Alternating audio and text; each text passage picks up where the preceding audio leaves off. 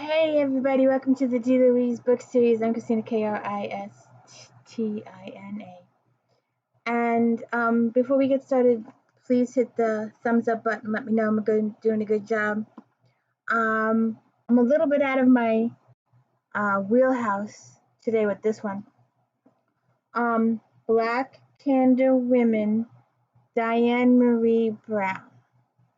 And when I picked it up, like I said, it's usually not in my wheelhouse. But I picked it up because I thought it would be a little mystical or New Orleans style or voodoo style or something supernatural kind of situation. And it wasn't. It's a generational relationship book. It's a relationship between the grandmother, her daughter,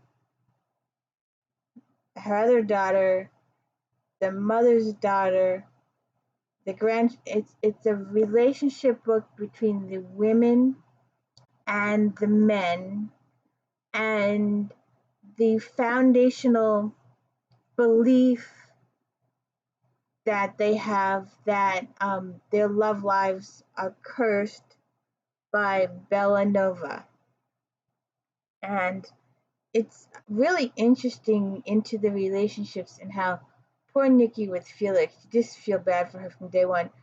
But I also don't like some of Nikki's choices that I think that any teenage girl would make these type of choices.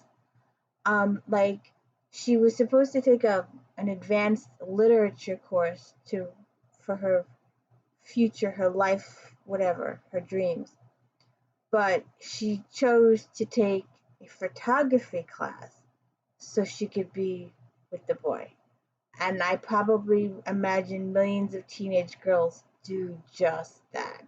Choose an activity that they normally wouldn't participate in just to attract the boys. And Willow and all her relationships. But it's a really interesting dynamic between the three women.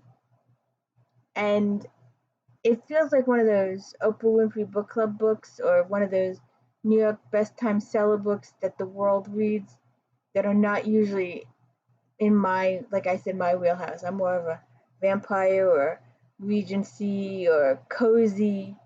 So this was different for me, but like I said, when I picked it up, I expected more of a supernatural flavor to it, and it wasn't.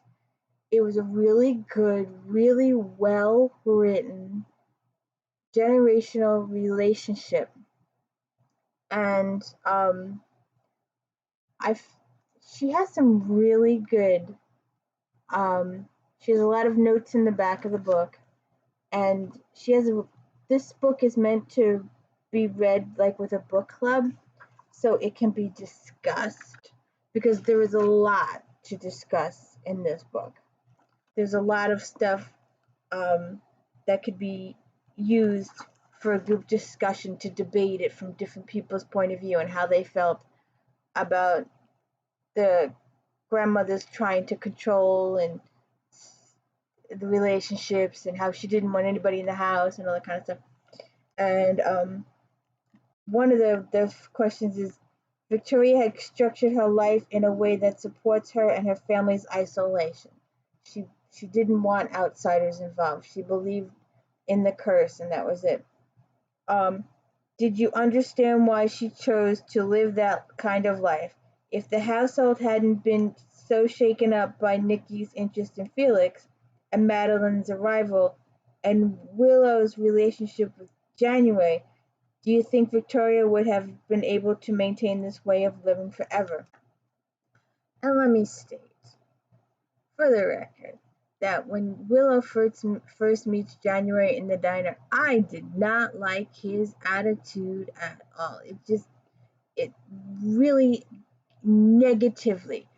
I did not like him at all. He came off so negative, so brass, so full of himself. It bit me the wrong way. I just didn't like him at all.